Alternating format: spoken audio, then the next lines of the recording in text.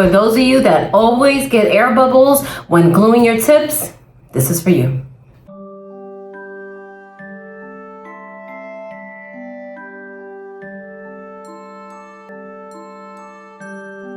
So gluing on nail tips, there's a little trick to it, I should say. So if you're somebody out there that glues your nail tips on and sometimes you get air bubbles or you get air bubbles a lot, I have some tips that's gonna help you out. So first off, nail tips have a shallow section in the nail, and this is what we call a well. This is the point of contact that the nail tip should make with the natural nail. And you want to make sure that the only part of the nail that's going to get glued to the natural nail is in this section. This section is the lighter section that you'll notice in the nail, that it's actually thinner plastic because it's made so that when you're blending, it's made to blend well. So if you ever see a video and people are cutting all that away and they're messing with the well, this is going to mess up the foundation for the nail. They make these things for a reason. So we don't want to already sabotage the foundation and the structure and the longevity of our nails by just messing with the tips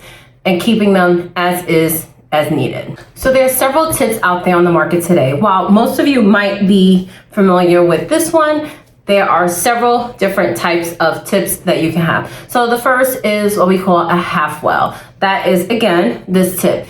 It looks half moon shaped. This is what most of us use. So this is what we would use on someone that has a nice, healthy size natural nail, because that's going to depend on the type of tip that you're going to want to use. If you have a client that has short nails, they are a nail biter, or they just have very, very short nail plates, that's a thing. That's very possible. So then we have full well. Full well look like this. This is made to give you more coverage on the nail when it's glued. So if I were to take this little nail and glue it onto someone that doesn't really have any nail, again, my well is gonna rest. This is that point of contact where it needs to be with the natural nail. I'm not gonna get a good secure adhesion. I'm not gonna get a good foundation because it's not enough tip to support a little nail. For someone that's short nails, I'm gonna grab my full well because I know that it's going to kind of come down more, give me more coverage and have a better foundation, and will actually last on your client a lot longer. So now let's talk about how do we apply these tips so they last.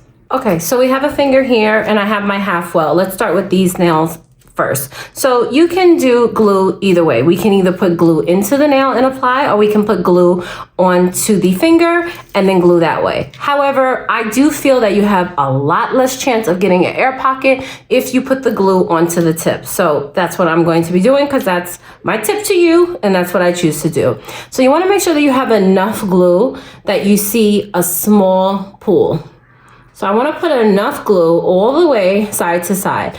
It should almost want to drip. I'm not gonna put so much that it actually does drip. I wanna put just enough that it looks like it should drip, and I'm holding it down.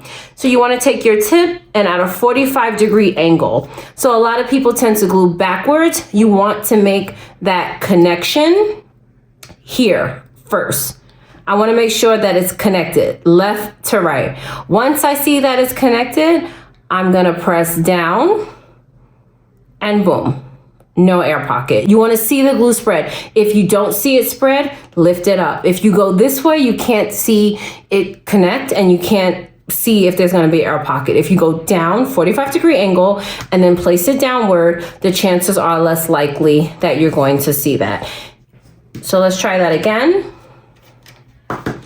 with the full well. So full wells, again, you have more coverage, so you have more nail. So I'm gonna take this nail, I'm gonna do a nice glob of glue, make sure I get enough in there. Again, it wants to drop, it wants to drip, but it's not gonna drip. I have just enough that it's about to drip.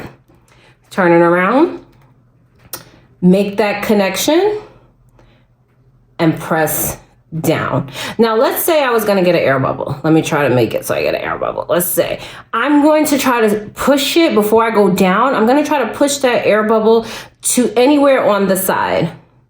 So for example, like this. You see, there's no air pocket here. And we wanna make sure that we don't have any air pocket. So I'm gonna try to push it to any one of the edges because then I can take the finger and just drop in some glue underneath and remove that air pocket. So we want to make sure that we have no air pockets when we do that. And then again, if you want to make sure that it's even more sealable, sometimes we can just add a little bit of glue here, just enough. But sometimes we want to just make sure it's really sealed, and we don't, because when you file and blend that nail in, sometimes we'll file into the tip. And again, we're not supposed to be filing away the nail. We want to make sure this is our foundation for acrylic or whatever enhancement you're going to be doing. So you want to make sure that this is secure. So we have this nice and secure, no air pockets.